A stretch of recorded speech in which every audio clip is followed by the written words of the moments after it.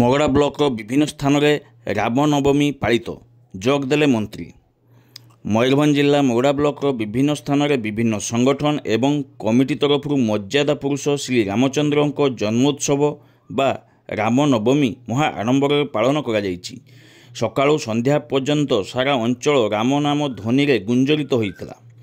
ଶ୍ରଦ୍ଧାଳୁମାନେ ବିଭିନ୍ନ ହନୁମାନ ମନ୍ଦିରରେ ପୂଜା ଅର୍ଚ୍ଚନା କରିଥିଲେ। ଚିତ୍ରଡ଼ା ସଂଗଠନ ତରଫରୁ ରାମଚରିତ ମାନସ ପାଠ କରାଯାଇ ଲୋକମାନଙ୍କ ପାଇଁ ପ୍ରସାଦ ସେବନର ବ୍ୟବସ୍ଥା କରାଯାଇଥିଲା। ଚିତ୍ରଡ଼ା ବସ୍ଷ୍ଟାଣ୍ଡରେ ଥିବା ହନୁମାନ ମନ୍ଦିରରେ ପୂଜାପାଠ ହେବା ସହିତ ପ୍ରତ୍ୟେକ ବର୍ଷ ଭଳି ଚଳିତ ବର୍ଷ ମଧ୍ୟ ଚଳଚଞ୍ଚଳ ହୋଇ ଉଠିଛି।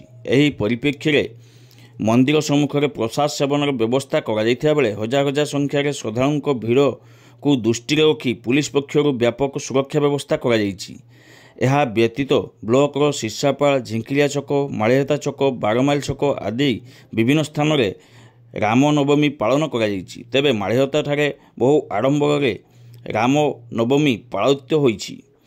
ମାଳିହତା ସ୍ଥିତ ହନୁମାନ ମନ୍ଦିର ଆଜି ଚଳଚଞ୍ଚଳ ହୋଇପଡ଼ିଛି। ପବିତ୍ର ରାମନବମୀ ଉପଲକ୍ଷେ ହନୁମାନ ମନ୍ଦିର କମିଟି ତରଫରୁ ଉତ୍ସବର ଆୟୋଜନ କରାଯାଇଥିଲା। ସକାଳୁ ଘଟ ଉତ୍ତୋଳନ କରାଯାଇ ବିଧି ଅନୁଯାୟୀ ପୂଜା ଅର୍ଚ୍ଚନା ଆରମ୍ଭ କରାଯାଇଛି। ସ୍ଥାନୀୟ ଅଞ୍ଚଳର ବହୁ ଶ୍ରଦ୍ଧାଳୁ ଭକ୍ତ ହନୁମାନ ମନ୍ଦିରରେ ପୂଜା ଅର୍ଚ୍ଚନା କରିଥିଲେ। ବିଭିନ୍ନ ସଂକୀର୍ତ୍ତନ ଦଳମାନଙ୍କ ଦ୍ୱାରା ନୃତ୍ୟ ସହିତ ରାମ ନାମ ସଂକୀର୍ତ୍ତନରେ ମନ୍ଦିର ପରିସର ଉତ୍ସବମୁଖର ହୋଇପଡ଼ିଛି। ମୁଖ୍ୟ ପୂଜକ ପ୍ରଦୀପ ଦାସ ସହଯୋଗୀମାନଙ୍କ ସହିତ ପୂଜାକର୍ମ କରିଥିଲେ। ଉତ୍ସବ ଉପଲକ୍ଷେ ମନ୍ଦିର କମିଟି ତରଫରୁ ଅନ୍ନପ୍ରସାଦ ବଣ୍ଟନ କରାଯାଇଛି।